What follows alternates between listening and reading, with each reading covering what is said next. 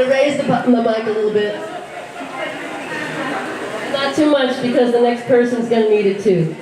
So thank you. That was Ben Grosscup. And the next person I'd love to introduce is a good friend to many people here. He is an amazing visual artist and just an incredible soul. I've had the pleasure of meeting and talking with Ricardo Levins Morales. I don't see him right now, but he's probably there. Oh, there you are. All right. Oh, Ricardo. Hola. Okay.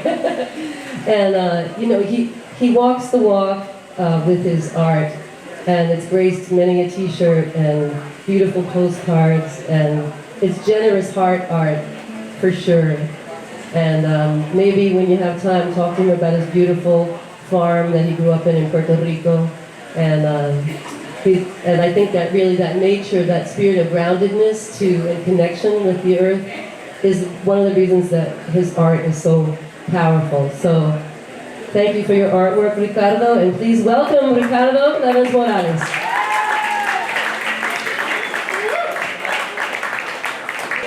Hello and thank you. I'm going to read a few snippets from a book. I discovered something last year that sometimes, or earlier this year, that sometimes when people start writing a book, they eventually finish, which was kind of a revelation to me, but I did that, and I want to read you a few little pieces from the introductory section. Yeah.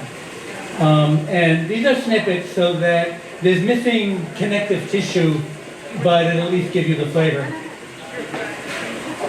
Watching a lizard and a scorpion locked in combat is like witnessing dinosaur drama in slow-mo. The opponents circle slowly, warily, seeking any advantage to be gained from the topography of the dirt pile or tree trunk that serves as an arena. Two beings pursuing their raw agendas in the way they know, drawing on the senses and skills at their disposal. There is no good guy, bad guy narrative this scene can be squeezed into. This was the landscape I carried with me to the streets of Chicago when in 1967 we left, blown from our mountaintop by the shifting winds of colonial politics and a mother's fear for her adolescent daughter's safety. At 13, Aurora was 2 years older than me, an age at which it was not uncommon for neighborhood girls to wind up pregnant. A different world awaited. Gone were the steep mountain slopes and distant horizons. Here in this flat cement universe, water poured inexplicably from faucets. You walked on bands of cement set into the ground, and the air reeked of sulfur and carbon monoxide.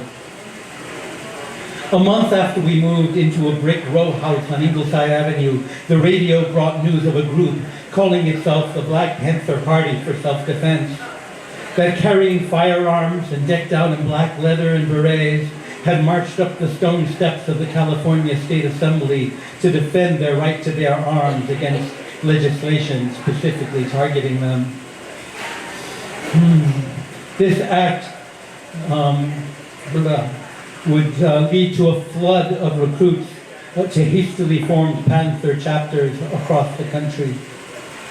The one founded in Chicago in the fall of 1968 would become one of the largest and best organized. There was a lot that made sense to me about this group. They combined community service programs that addressed people's immediate needs, a people's health clinic, a free breakfast for children program, shoe and clothing drives, with militant community organizing, such as police watch patrols and eviction defense. All this made intuitive sense to a kid who'd grown up watching lizards and scorpions. People, like lizards, are doing their best to get by, get their needs met, and find a shred of safety. They don't always come up with good answers, but the search is real. The key to bringing people over to our side isn't about meeting them halfway. It's about making a better offer. It took me many years to figure out that the forest and the struggle move to the same rhythms. Coffee trees and communities blossom when conditions are right. Ponds and people get depleted if we're used up faster than we replenish. Some tasks are for the rainy season, others for the dry season. Trees with the deepest roots withstand the mudslide. And another thing, the life of the forest is driven by hope.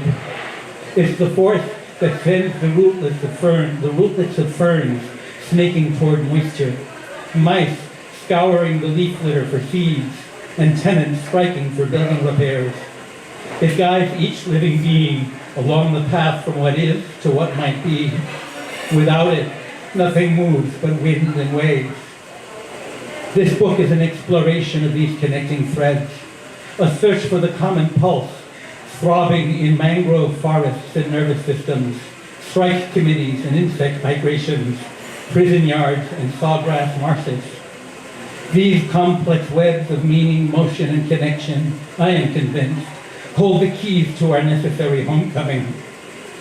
The coming home to our authentic selves that is at the heart of social liberation and trauma healing. Coming home to a natural world, reeling from injuries also felt in our lymph nodes and adrenal glands. And finally coming home to a future that we have never seen but have always known, and for which we yearn with every cell and fiber in our bodies. Thank you.